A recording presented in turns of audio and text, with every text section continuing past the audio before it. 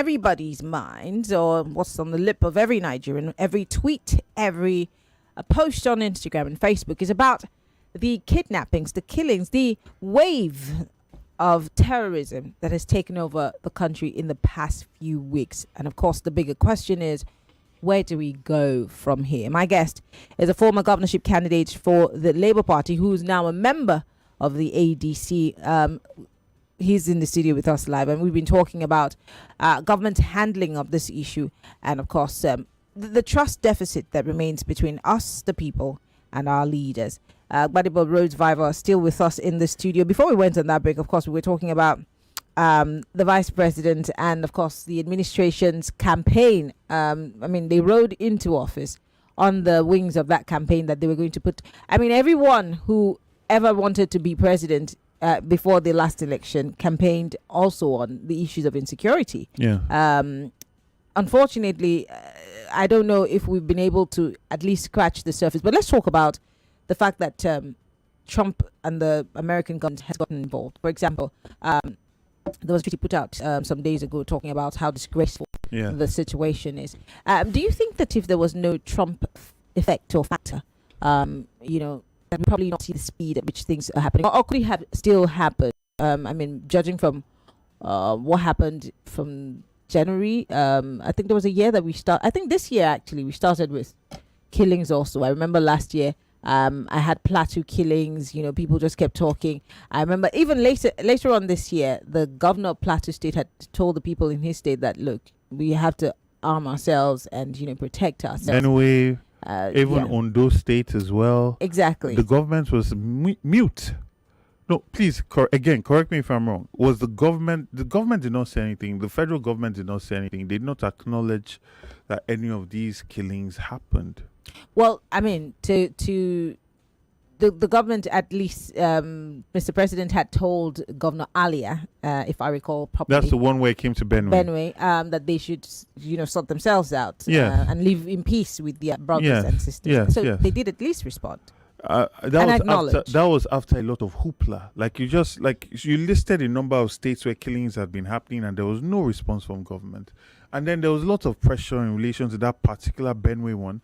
And I recall prior to that, I might be wrong, but I recall that His Excellency Peter Obi went to visit, and the governor made a whole big fuss about, you have to tell me before you come in, because he wanted to go and visit the location of these killings. Yeah. And they said that his security is not guaranteed. And then he left. And then shortly after, President Tinubu said he was going to come and visit. And this is where this conversation that you're talking about happened. But prior to this, there have been killings all across the Middle Belt, all of this year. And the federal government was absolutely quiet about it. It was almost as though we're imagining it. And the videos that we're seeing were like a creation of our imagination for a government whose primary purpose is to protect lives and property. But do you think that this insecurity issue has been politicized on both sides, whether it be you, the opposition, the government in power? In fact, we've also heard, I think APC Lagos State has said that there's the hand of Esau in this issue, that, they feel like they're internal people who are sponsoring this insecurity against the government of Tinubu. Sometimes it takes a thief to recognize a thief. And if you recall what these people did in 2015, before those elections, they were the ones that went to visit the American president. They were the ones that were calling for the president to resign. They were the ones that were calling for America to almost invade and come and take control of this country. Like, such unpatriotic set of human beings, right? They were doing this not because the extent of terror was nothing compared to what we're experiencing now. PDP was not shutting down their meetings and sending thugs and police to harass people. I can only imagine if the roles were turned, what they would do now. But what they would do now cannot be more than what they did then. Right? So when they're projecting themselves onto other people.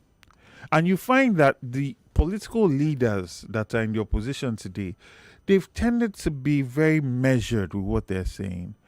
I've looked at it. They've tended to be very measured. Nobody is coming out to say Donald Trump must come now. Nobody's going to visit him to say these people are terrible. Come and take over government right now. Well, I saw Bayo Nanoga's tweet last night, if I'm not mistaken, calling Peter Obi a traitor. I'm using that word loosely because I'm rephrasing. Yes. Saying that he is actually that Peter Obi is calling for Donald Trump to invade. There was country. a whole context of that video. People should watch that video. Unfortunately, a lot of people don't read past the headline or read past the tweet. Watch the video and listen to what Peter said himself. It's just like I was on channels, I think day before yesterday, and I was talking about the failure of government and how a government is in a position where if one life is taken unjustly, they are responding to it to show that there is credible value in the life of a Nigerian. And if that's not the case, the government itself should consider starting to license firearms and create its own special forces in that place with the citizenry to protect themselves, right? And this was with a wider context.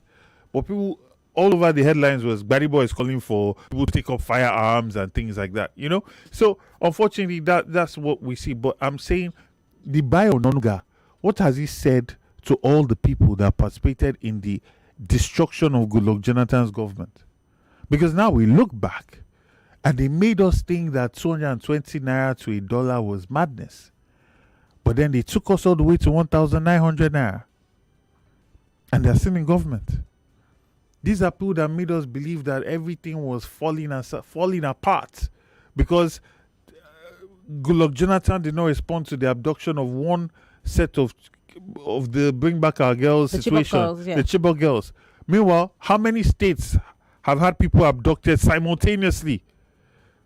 And if not for Donald Trump saying anything, they would have been quiet. It might not even have been the news. That's a fact. So how dare he call somebody else a traitor when nobody has gone to pay a visit to the president? This would be the perfect time if we are selfish and if we are unpatriotic. The entire ADC structure and PDP structure should go hand in hand to President Trump and call for Bola Ahmed Tinubu to resign because he's failed at protecting lives and property. Has anybody done that? Let's talk about how much this insecurity has spread because I want to open up the phone lines. There are lots of people who want to talk. By the way, we're live on facebook.com/Nigeria Info FM. We're also live on YouTube, Nigeria Info FM. You could join the conversation, post your comments. You can tweet at us at Nigeria Info FM. Use the hashtag hard fact. On WhatsApp, it's 08095975805. It spread all the way to Kwara. I was watching a clip by one of the preachers, Lagos preachers, Matthew Shimolowo, who was, talking about the map and how it's spread all the way. It's getting close to Lagos, whether we like it or not, and it's spreading really fast. But did it start today? I remember Sunday Igboho screaming about this issue. Yes, all over Ogun State, Ondo. That's why the likes of the late Akeredolu, someone I treasure very dearly, because this was a man that put aside his presidential ambition and came to say this must stop and put force behind Amotekun and really championed it. Meanwhile, Lagos was quiet. Oshun was quiet at that time. They were, right? These were people that stood up against the whole idea of Ruga and taking lands in Yoruba. Well, the federal government has banned open grazing. Have you heard that? I heard that. Is that a welcome development for you? Certainly. We need to go to ranching, right? We need to do that so we can start to understand who are the people coming into communities, right? The movement between communities, especially at that level where you're not just moving in a car through communities, you're coming to that community. You should not have excuses to do that and then justify raiding somebody's farm and destroying their farm and having people in communities that then start to be accused of killing and raping people. We need to listen. The whole of the Middle East, they consume so much meat. They have agricultural methods that allow for animals to grow in a healthy way. We need to get to that next level. We cannot continue behaving as though we're in the 1800s. All right, well, Lagos, the phone lines are open. Join the conversation. 0201-277-0993 for the ladies. 0201-465-7190. 60 seconds. Go straight to the point. He knows it's a good afternoon, even though it's not very good because people are still dying, people are still being held. But go ahead, tell us what your thoughts are, and we can keep it moving. Post your comment on our live stream. We would like to hear from you. Go straight to the point, please. Hello, welcome to Hard Facts. Hi, Miriam. Good afternoon. Yes. Good afternoon to your guest. I can see he's trying to throw you under the bus, but Miriam no agree for anybody. My question to Mr. Arrival would be, since this non-kinetic approach that the presidency has been using over the years has not worked, if he has the president's ears, what will he be saying the president should do? Because in my opinion, if you're negotiating with bandits, terrorists, that unleash mayhem and massacre on your innocent citizens, then you are also succumbing to blackmailers. And blackmailers, once you give them the first ransom, they'll continually ask for ransom 100%. till you drop dead. 100%. So if non-kinetic approach has failed, if you have the presidency's ears, what would you be saying right now, Mr. Vival? Good afternoon once again. Thank you very much. Would you like to quickly respond Yes, to that? certainly. First, this using kid gloves to deal with terrorists has to go. We need to use maximum force, apprehend these people, and life, death sentence immediately. There should be a special court created for this, and death sentence, because you are taking the lives of so many people. Those lives are not coming back. This negotiating back, if we are in a war, because it has not come to Lagos, because it's not in Abuja, the people that are experiencing these things are experiencing what it's like to be at a war front, right?